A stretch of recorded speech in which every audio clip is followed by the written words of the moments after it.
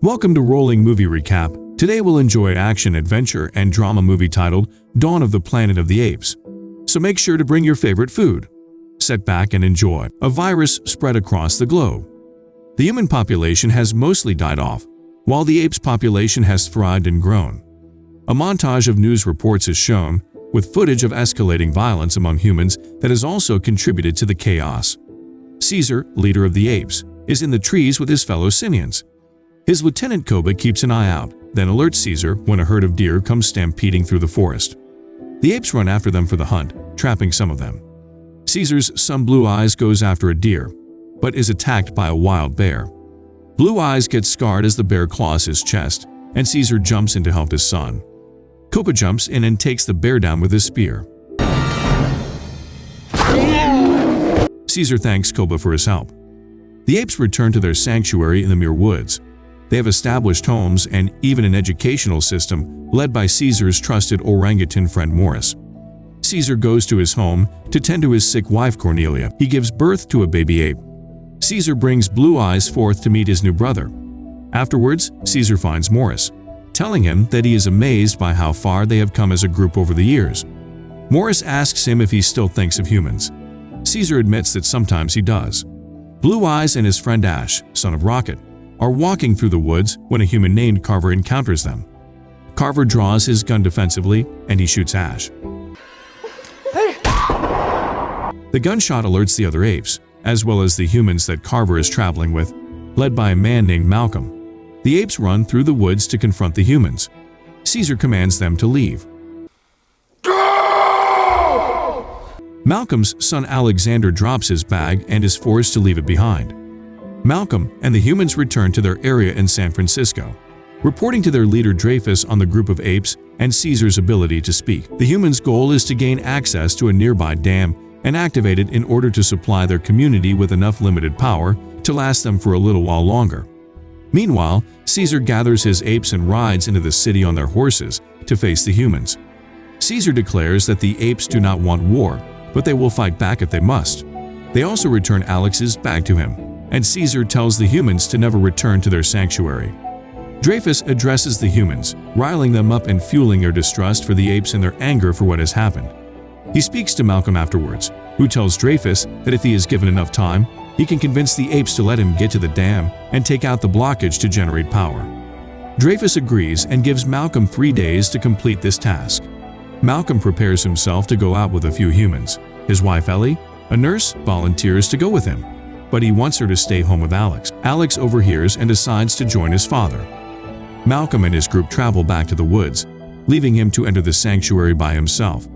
He is captured by gorillas and taken before Caesar. Malcolm explains that he means no harm and only wants to get to the dam. He shows Caesar and the apes the facility with the power systems to prove it to them. Caesar allows Malcolm to carry through with the task, but first he and the others must hand over their guns. Koba approaches Caesar and expresses his distrust for humans, having been experimented on in the Gen-Sis labs, leaving him with multiple scars. He also doesn't seem to approve of Caesar's affection for the humans. Caesar, however, sees this as a chance to make peace with the humans. The humans set up a camp in the woods. One human, Foster, points out that what makes the apes stronger is that they don't require power in the same way that humans do, since they can adapt to their surroundings more easily. Carver also addresses Malcolm and Ellie, as they have each lost someone close to them from the virus. Malcolm's first wife and Ella's daughter. Caesar and the other apes prepare for another hunt, but Koba is nowhere to be found. He has taken 2 other apes into the city where they come across the humans in their compound using their firearms, essentially discovering their supply of weapons to use against the apes. Koba comes across 2 men, pretending to be a playful chimp, blowing raspberries and hooting. The 2 men order him to leave, still seeing him as a threat. Koba leaves with a snarl on his face. Malcolm, Carver, and Foster work in the dam to remove the blockage. They successfully blow it out, but Carver's leg is wounded. They return to camp for Ellie to treat him, while some apes, including Caesar, come by. Caesar's baby son goes over to the humans. Ellie and Alex immediately take a shine to him, finding him adorable. Carver is less welcoming. When the little ape comes over to a box containing a gun, Carver reacts on instinct and seizes the weapon, aiming it at the apes. Caesar grabs the gun from him and whacks him with it, furious. Malcolm calms Caesar down, and the ape throws the gun into the river. He orders the humans to leave. However, Malcolm and Ellie find Caesar as he tends to Cornelia, who is very sick and weak. Ellie offers to aid her with their antibiotics. Caesar gives them 1 day to stay to help his wife. Foster forcefully takes Carver back to the truck and locks him there. The humans return to the dam to finish their job. Koba comes back after warning the other apes of the humans' weapons supply and nearly attacks Alex. Malcolm protects him, but Morris steps in and defends both humans. Koba angrily tells Caesar that he believes Caesar loves the humans more than he does the apes. Enraged, Caesar attacks Koba, beating his face until he decides he cannot kill him. Koba extends his hand to Caesar for forgiveness. Caesar accepts. Koba returns to the compound to find the same 2 men sharing a drink. He once again plays up the silly chimp act, entertaining the 2 men. They hand him their bottle for Koba to drink from, but he spits it out. With their attention diverted, Koba grabs one of their rifles and kills the 2 men. He leaves with the rifle, then later finds Carver sitting in the van. Koba pulls him out through the window and beats him to death. By nightfall, Malcolm and his group have successfully reactivated the generator and are able to play music. Caesar guides Malcolm and the others to a higher level to show them the lights going up in the city. Cornelia has also gotten better. Just when everything looks fine, Koba appears with the rifle. Only Caesar sees him mere seconds before Koba shoots him. Caesar falls from the tree to the ground. Morris tells Malcolm, Ellie, and Alex to run as the other apes become frightened and wild. Koba convinces them all that humans have shot and killed Caesar. He rounds up all the males and charges into the city as Malcolm and his family are forced to hide. The humans are celebrating the return of their power by dancing. Koba and his army ride into the compound to lay siege to the humans. Dreyfus gathers a group of armed men to stand over the gates to fire at the apes. He grabs a rocket launcher and manages to hit several targets, killing a few apes. By daybreak, Koba and his followers have taken humans as prisoners. They find 2 humans, one of which is swinging a post at the apes, which Koba grabs from him. He orders Ash to use it on the man, but Ash shows mercy and says Caesar wouldn't want this. In response, Koba grabs Ash and drags him to a balcony and hurls him over to his death. Meanwhile, Malcolm and his family find Caesar, alive but weakened.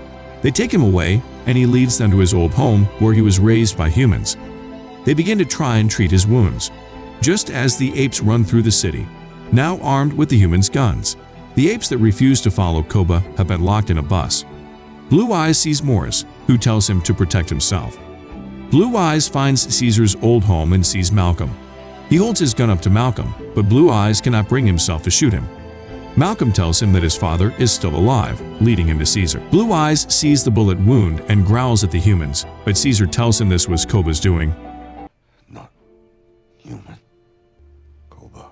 Blue Eyes tells his father that his mother and brother are safe for now.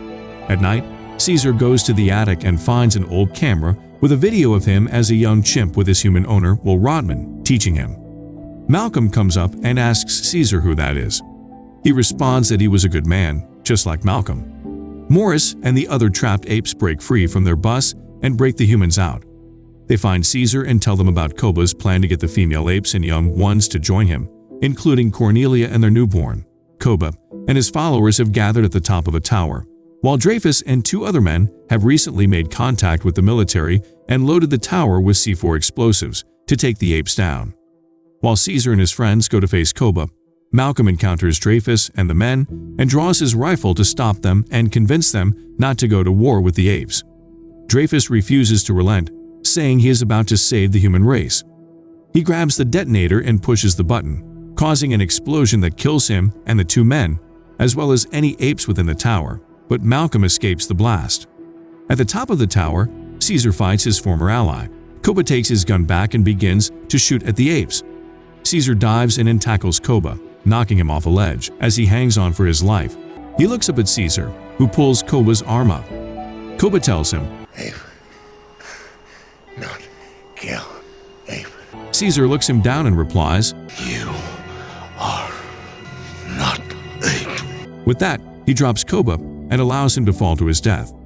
The free and surviving apes including Caesar's family, come up to the tower to reunite as a group. Malcolm goes up to find Caesar and warn him about the incoming military reinforcements that would threaten his family and start a war. Caesar says that an ape has already started a war and that Malcolm must go and protect his own family. The two of them acknowledge their friendship, but also the fact that the chance for peace is gone. Malcolm slips away, leaving Caesar to stand over the apes, who all bowed down to him once again. And this is the end. I hope you enjoyed the recap, and I'll see you soon in another one.